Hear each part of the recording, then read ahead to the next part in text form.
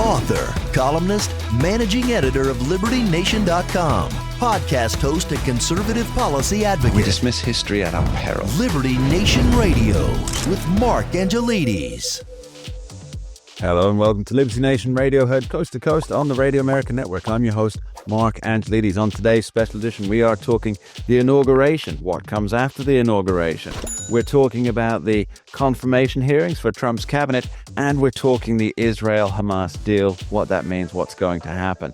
Please remember, Liberty Nation Radio is sponsored by LibertyNation.com, where you can access podcasts, breaking news, analysis, and a range of biting and brilliant shows to whet your appetite for freedom and your fondness for the great American Constitution. Thanks for being here. Hello and welcome to Liberty Nation Radio, heard coast to coast on the Radio American Network. I'm your host, Mark Angelides. We're very fortunate to have with us in this pre-inauguration special, Liberty Nation's executive editor, Lisa K. Donna. Thanks for being here, Lisa.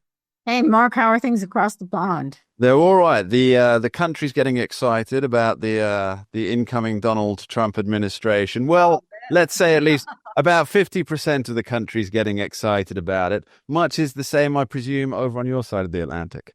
Indeed. So there's it does seem like that. Obviously, the people who voted for Donald Trump are massively enthused by what was, let's be fair, an incredible comeback story, a very American comeback story, if I may say so. But there's also the side that voted against Donald Trump. And it seems to me that rather than what we had in January of 2017, where those memes are still going, by the way, the screaming at the skies from the soon-to-be TDS sufferers, it seems that there's actually quite a quiet acceptance that Donald Trump is coming back. You think so? Well, that's interesting that you say that, because I was just listening to Joe Biden's farewell address, and I thought to myself, are we over the election yet? Hello? You know, it just seems like the Book of Lamentations is getting longer and longer and longer. Well, you know, there's something very political about that, because I also obviously tuned in for the farewell address, the long kiss goodbye to the nation after 50 years, and it really felt to me that somebody had come up with this idea that what you need to do is a campaign ad, and that's what it really felt like, a campaign ad. Now, yeah, definitely. Who was he campaigning for? Well, it certainly wasn't Joe Biden. Joe Biden's wandering off into the sunset. And it wasn't Kamala Harris, because they're never going that route again. Let's be fair. She terrible candidate at a terrible time. Never say never in politics. Never say never in politics. Well, let me quote back to you, F. Scott Fitzgerald. There's no second act in American lives. Yeah. Although F. Scott Fitzgerald. Yeah. Although obviously Donald Trump has had his second act. Although you could argue that this second act is actually just a continuation of the first act, but they chucked the 4-year intermission in there. Yeah. Maybe that's the argument. But yeah, it seemed like a campaign, and it was aimed at giving Democratic Party activists and hardcore Democrat Party supporters, I think, a reason to go on with the fight spirit over the next 4 years. What do you think? Well, I think that there's a lot of celebration over on the right, and there's a lot of lamentation over on the left. And, you know, we have to get to the spirit of working together, or nothing's going to get done. And a lot, unfortunately, needs to get done at this point. I mean, it really does. So we've got to get our ducks in a row. My husband was just saying to me, imagine what it's going to be like when the debt clock starts going the other way. Like, instead of going up and up and up and up, it's going to go down, down, down, down, down, down, down. And that is a possibility, you know, if we play our cards. It's a possibility. It's a possibility. I see you're not too hopeful, but, you know, I am. Because I was just listening to Stephen Moore, who's a brilliant economist. And, you know, what we need to do is grow the economy. We, you know, as he said, we don't have a income problem in America. We have a spending problem in America. And we're spending way too much money on stupid stuff. Yeah, well, that's the whole purpose of the Department of Government Efficiency, isn't it, under Musk and Ramaswamy? And I think, yeah, there. You and I know, you know, we balance budgets for ourselves all the time. And obviously it's a very different animal, the US federal government versus a budget for a business or for a home. But the idea that you can just stop spending a certain amount, well, that's actually quite feasible. So if you consider the couple of trillion that was added in the last couple of years, I mean, it's about $1 trillion a year now, I think it's going up. Right.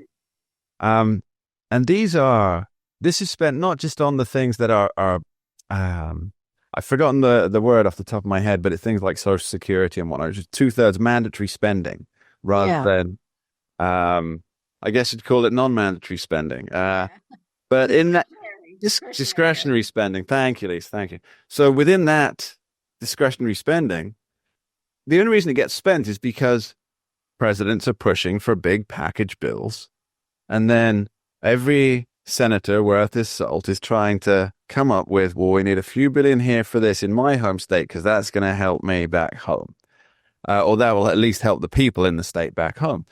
And if you just stop putting through extra bills, surely the rate of spending will at the very least flatline rather than, if not necessarily go backwards, but it will at least flatline, which would be quite an interesting occurrence in itself. Well, it doesn't surprise me that we're going down a bunny trail, but with the economy. But let's face it, Trump actually won the election largely on the economy.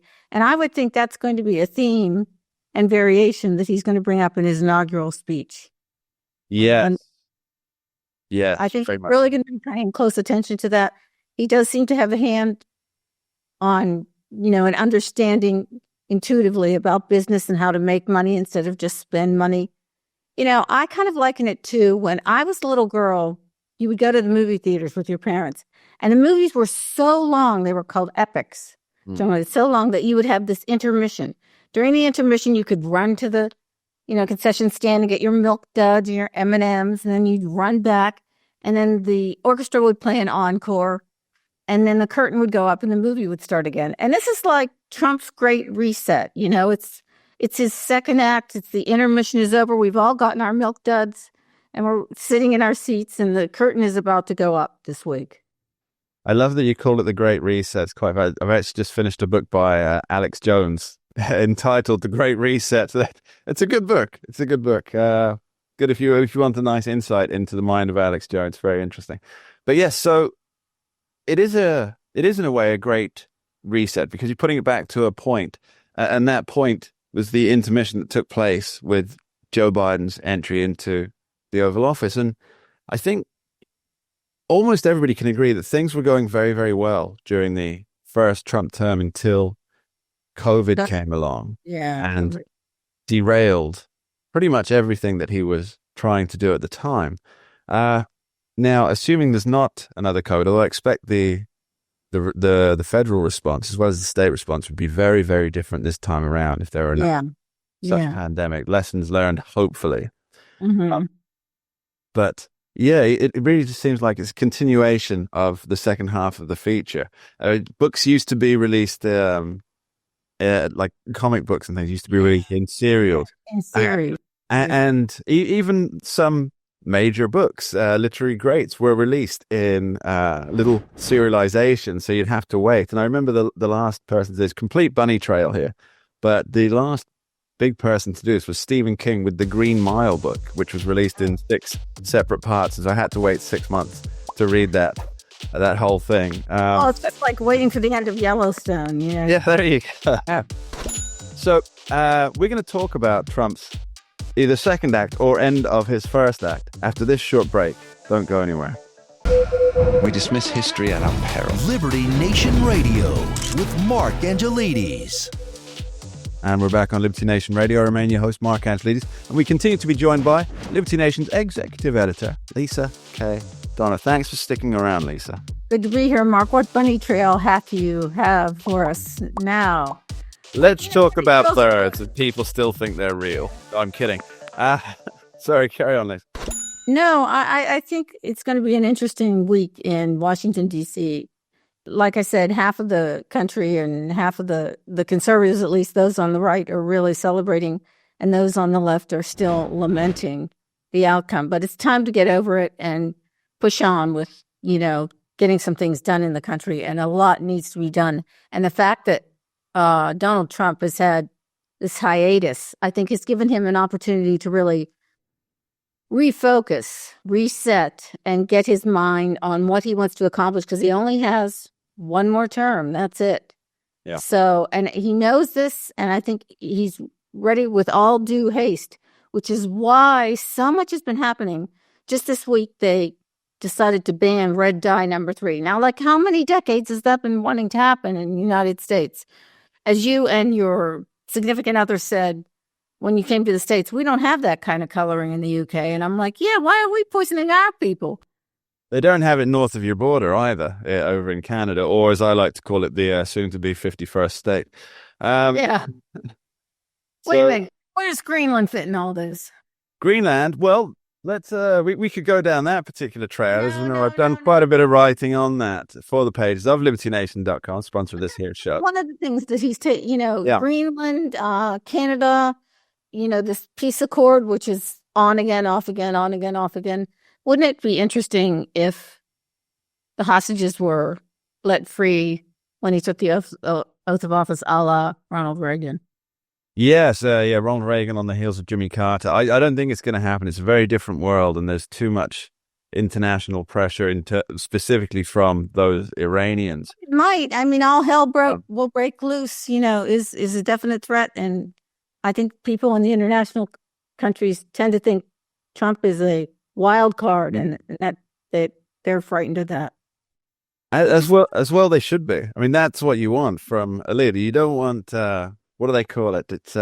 It's taking strategic ambiguity to the 10th level, as it were. So with under the Biden administration, we know what Anthony Blinken's going to do, because it's the same as happened under Obama, and there's a playbook, and they follow it.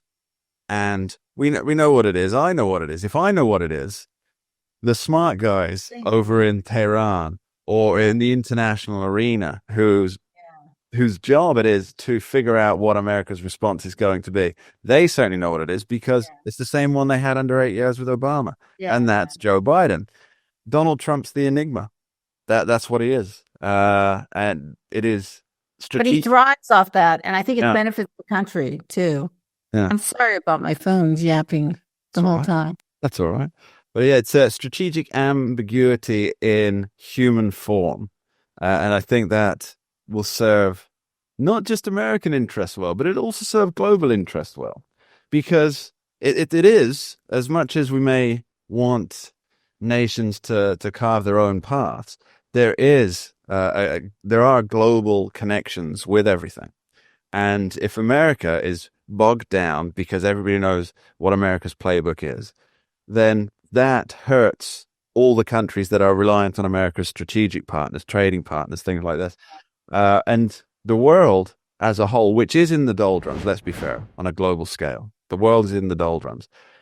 It can only move forward if the weight of America is moving forward and not pulling back. And I think that's what's about to happen with the Donald Trump inauguration. Let me ask you a question. Donald Trump is set to sign 100 executive orders right after he takes the oath of office. Aside from getting writer's cramp, what do you think, what do you think is going to be in those executive orders? Well, my guess is that many of those executive orders are already signed. He might do one or two for the cameras, but he's got a whole attaché case. Some poor bud's carrying that around with all these executive orders. Hey, he's today. No, they just stamp the date on it and put it out. Okay. That'd be my guess. Okay, so what's going to be on them? Well, I would imagine something to do with Title 42, a shutdown of various portions of the border would be on there, I think. There's going to be... What about deportation?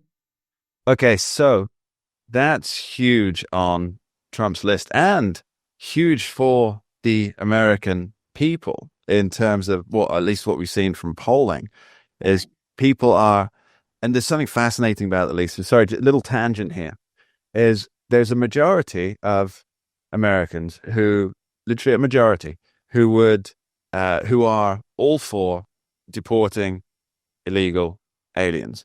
Now, Donald Trump's one of his first moves will be to deport illegal aliens who have committed further crimes since entering the country, Right. especially those who are currently in prison or on the court or in the court system or in the judicial system. If there's a majority support for deporting illegal aliens who have just crossed the border, Right. what is that support going to be like for those who have committed further crimes since entering the country? Nobody seems to poll that one, but my guess would be that's pretty high.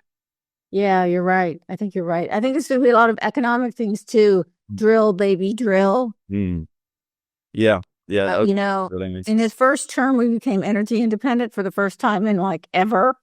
And I think he really wants to get back to that. And that really is the key to the economy, I think. Once you get the energy prices going, you know, then I think the rest of the economy can heat up a little bit. Wait, I mean, as everybody knows, energy is a third of all business costs, pretty much, especially for manufacturing ones.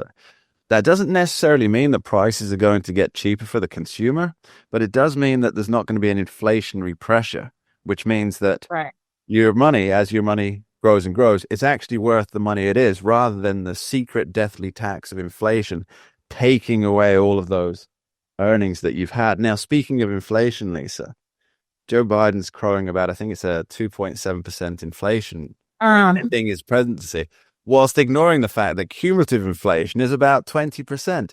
Do people buy this? No, I don't think so. I think it's laughable. And everybody knows that the price of everything is more than it was. And I think it's kind of interesting. This is just a side note. It looks like it's set to be the coldest or one of the coldest ever inaugurations in history, like in single digits. That's where it's, and you know, all those ladies are going to eschew that Republican cloth coat and get their furs, I think, because it's going to be freezing out there.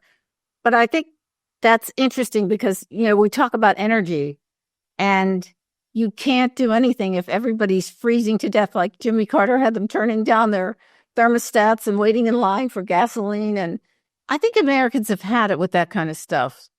And they need an opportunity to succeed here. And I think Donald Trump wants to provide that for them. I don't know. I don't want to say it, but it's morning in America again. Yeah. At least that's how it feels on this side of the water. Well, but it's interesting. Napolitan News put out a poll, and this is run by Scott Rasmussen, put out a poll, and they basically said that most of the media is going to be pushing against Trump this whole time. So he's going to have that again. He has seemed to mend fences with the tech platforms, big tech platforms, or we'll see, so they say. I mean, Elon Musk is one thing, but Mark Zuckerberg is another, and then Jeff Bezos met with him as well. So maybe it doesn't matter whether the legacy media, you know, is bucking Trump at every corner if he's got X and Meta and, you know, Amazon behind him. Yeah, so on one side you have the reporters and the editors, and on the other side what you have is essentially people, individuals, speaking to other individuals. And that's really where the future lies. Lisa K. Donna, thank you ever so much for joining us today. Thanks for chewing the fat with me, Mark. Have a nice day. We dismiss history at our peril. Liberty Nation Radio with Mark Angelides. As we approach Donald Trump's second inauguration, lots of things happening on the ground in D.C., least of which is not the confirmation hearings within the Senate committees for his picks for cabinet positions. Now, we're very fortunate to have with us today Liberty Nation's national security correspondent and fount of all knowledge on things D.C. and Foggy Bottom, Mr. Dave Patterson. Thanks for being here, Dave. Hi, Mark. Good to be with you. So, Dave, I think the thing that I've noticed being dialed into these hearings for the cabinet positions is that they're the most interesting ones that I've seen in recent history, because normally they're fairly bipartisan despite some probing questions. But this time, there's very much a straight line divide. The Republicans are in support, the Democrats are against, and there's no real give or take, except perhaps for Marco Rubio, who personally knows the Democrats who are questioning him during the procedure. What's your overall take on the hearings so far? Well, I think they break pretty much along party lines, and you saw that really a good example of that in the Hegseth hearing.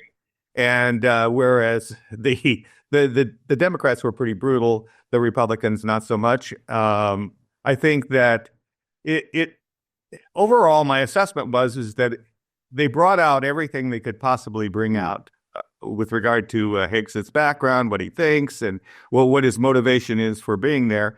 And in the final assessment, I think that I would say that he did fairly well. He acquitted himself fairly well in a fairly rigorous examination. Yeah, it specifically for Pete Hegseth, Secretary of Defense position. It seemed to me that he was the canary in the coal mine for how the Democrat caucus, specifically those on committee, were going to be prosecuting their examination of each of the Trump nominees. And they really did try and throw everything at him. And yet he managed it very, very well, which if you believed the reportage coming out of the legacy media, the Fourth Estate beforehand, would have seemed an impossible task because they had such confidence that he was completely going to be destroyed by the committees. And that really wasn't the case. And bit of history for you there, and I'm sure you know this. Coming out of, obviously, committees are where nominees go to die, if they're going to die or thrive. And once it gets out into the full floor vote, I think there's only one who's ever lost a floor vote after committee, and that was John Towers under George H.W. Bush, 1989. John Tower.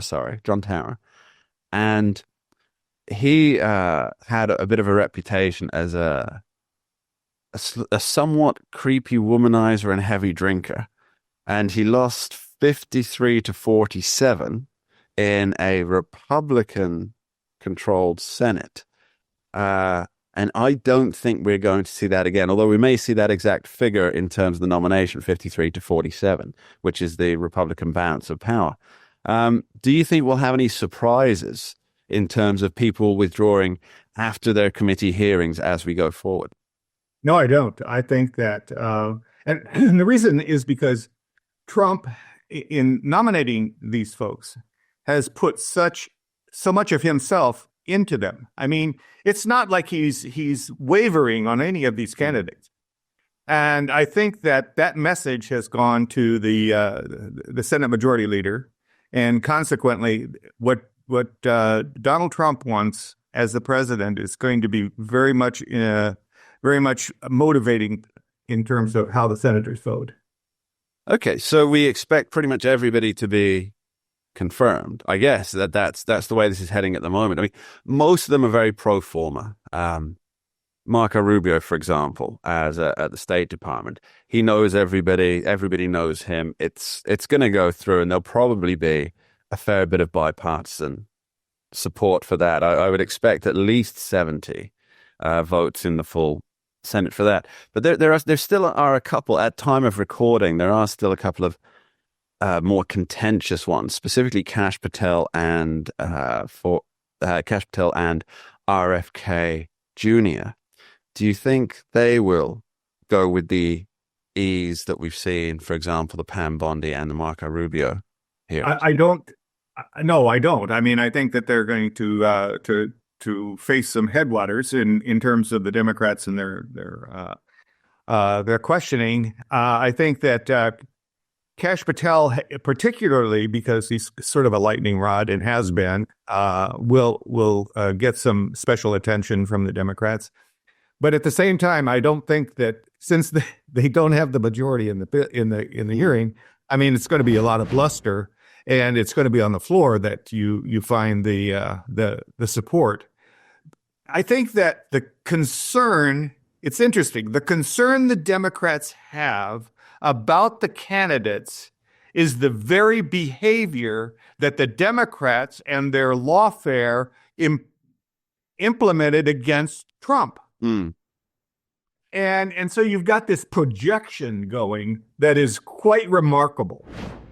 Yeah, that was especially apparent during the Pam Bondi hearings. But actually, I'm going to come back to the Hegseth one here because I think it plays into what you were just saying. And there's certain expectations that, and this is true when Republicans are in the minority and having to confirm Democrat cabinet picks as well. This is true both sides, whatever the bout.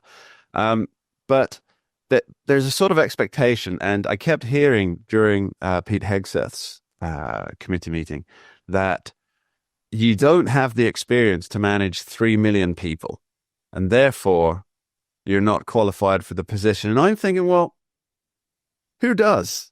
Right? Who does? It's not because there's almost this vision. It's like, so Pete Hegseth has to speak to 3 million people on a daily basis, and he hasn't done that before. And it's really it's fascinating that people would buy into this, and that the media would project that as, well, this is obviously true, because Pete Hegseth might, if he is confirmed, if he does get the position, he might have to speak to a group of 12 to 15 people who are all supposedly good, competent managers who will then speak to their little groups of people, who will then speak to their little groups of people, all the way down. I hate to say it's a pyramid scheme. It's a Pentagon pyramidal scheme. But it's not as though he actually has to deal with 3 million people and on an individual basis. And this, to me, it really highlights that the expectations of what these cabinet secretaries and cabinet position people do is not really understood by the general public. That is exactly right. There are very few people who have enough time inside the Pentagon to really grasp the culture and to really grasp how it works. And I always go back to this notion of, you've heard about the Iron Majors. Well, there's a reason why the Iron Majors at the lowest levels of action in the Pentagon are so successful. And that's because they don't know what they can't do. Now, as you get higher in the pyramid, it becomes more and more apparent how limited you are. But the Iron Majors don't know that. And so they get a lot done. So you're exactly right. If you can make your vision and your communication crystal clear to the roughly 15 to 20, what there are known as the principal staff assistants. Those are the people who report directly to the Secretary of Defense, the Undersecretary for Policy, for Acquisition, for Comptroller. All of these folks, if you make very clear what you want, hold them to a standard, establish milestones, check those milestones, those are the people you have to manage, not 3 million. And it's an interesting, it's a hierarchical phenomenon. The people who know the most about any single issue are the people at the very bottom. The people who know the least are at the very top. The decision rights are at the very top, and the least decision rights are at the very bottom. So you have decision rights being carried out by the people who know the least. Which actually speaks positively towards Hegseth's nation, really, doesn't it? It really does. And he said, he's a change agent. He is a disruptor. And that's what's needed. When Donald Rumsfeld first came in to the the second time he came into the Department of Defense, his challenge was, as you may recall, was transformation. He was all about transformation. And in fact, he requested an additional $18 billion so that he could carry out transformation. Then 9/11 came, and that kind of was the end of that. But the fact is that Rumsfeld was a disruptor. He changed the nature of the PPBS system to execution, which he thought was missing. And well, Hegseth is going to be the very same thing, but he's going to be the same thing differently, if that makes any sense. And he does come with this mandate. He believes, and so does Trump, that the lowest level of the warfighter has been forgotten. And it's true. They're the pawns. They're the objects of the social justice experiments. And interestingly enough, they've reacted negatively, and they're not re-enlisting. They're not enlisting to begin with.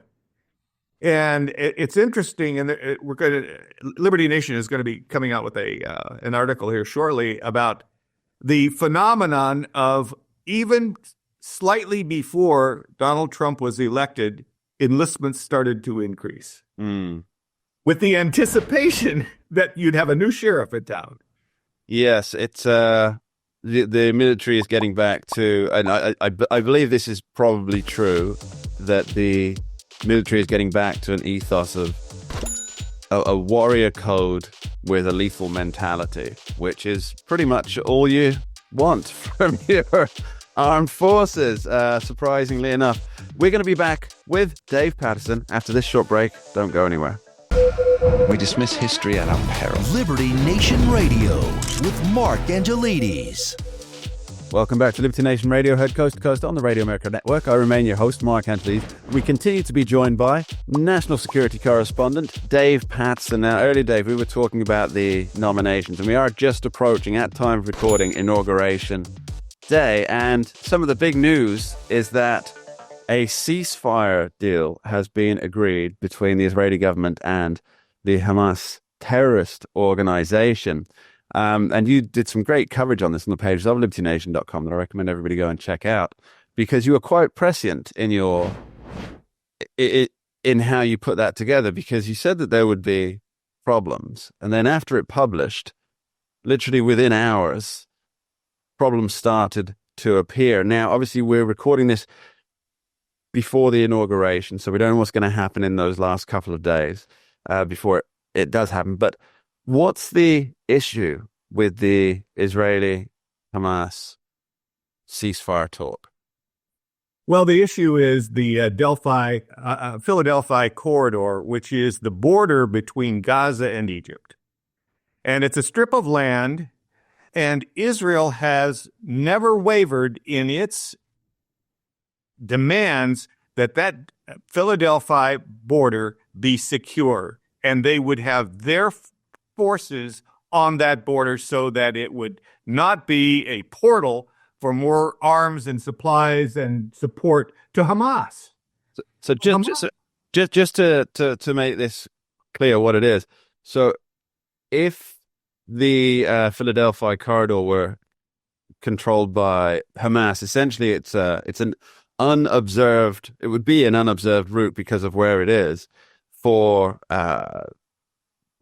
all sorts of weapons, all sorts of fighters to come in. It's completely unobserved. It would be a completely unobserved area, meaning that any forms of weapons or anything could come in without Israeli knowledge or checks. Is that right? That's correct.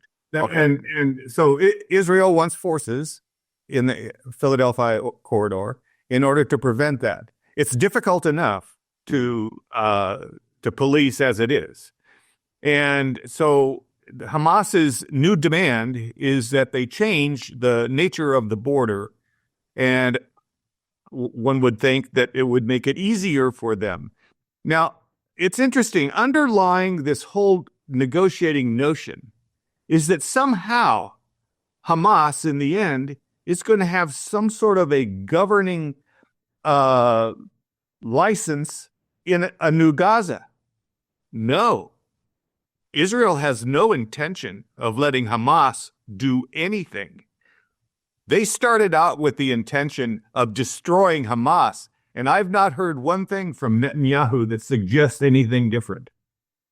Right, so that's an interesting point. So if there's a ceasefire, this is it's a staged release of hostages over a period of time for as long as the ceasefire holds. And now there's going to be an end date to that by its very nature. So let's say, just for example, they finally agree to, we're going to do 3 hostages a day every 3 days, and as long as the ceasefire remains in place, and as long as there's no what would you call it, warfare retaliations or attacks on either side.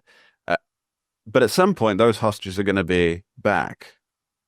Now, what it looks to me here, and I may not have this right, it's not my area of expertise at all, but what it looks like here is that Hamas is trying to get a future-proof position, specifically with the Philadelphia corridor, that because there'd be nothing to stop the Israeli government cracking down on Hamas, going after them in the manner that they are now, after all the hostages are returned, because that's the bargaining chip, right? If they get the corridor, then they've got easy access in and out. They can bring their leaders through, they can bring in weapons, and they can essentially start from the beginning, from what it was like before October 7th, 2023. And I, like you, I don't see how Israel would be willing to let that essentially go back to the status quo, as it were. Reminding you of Ronald Reagan's status quo is Latin for the mess we're in. Yeah, right. That's right. So the chips change if, in fact, this ceasefire goes through and it all looks as though the hostages are returned and whatever remnants of this terrorist organization remained. Now the chips are, the leverage that Israel has is, we are going to help you rebuild Gaza if you continue to behave. You do not continue to behave, then you're going to see a lot more of us. And I think that that's where the leverage for Israel is. And truthfully, they have the upper hand, quite frankly. I mean, and in how many forces they keep in Gaza. Now, Hamas says, all Israelis have to get out. Well, I don't think so. That's foolish. Why would they do that?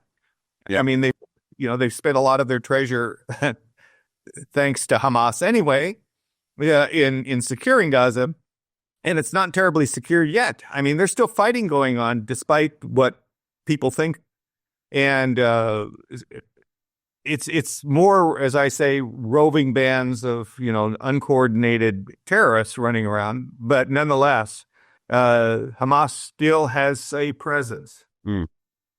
Yes, it's almost as though there's leadership and organization coming from outside of the actual Gaza region. Yes, it's always out. And on that subject specifically, so we had Joe Biden do his farewell address, where he claimed the credit for negotiating a ceasefire here. And, he's president of the United States, and no deal could go ahead without his backing, blessing, or input.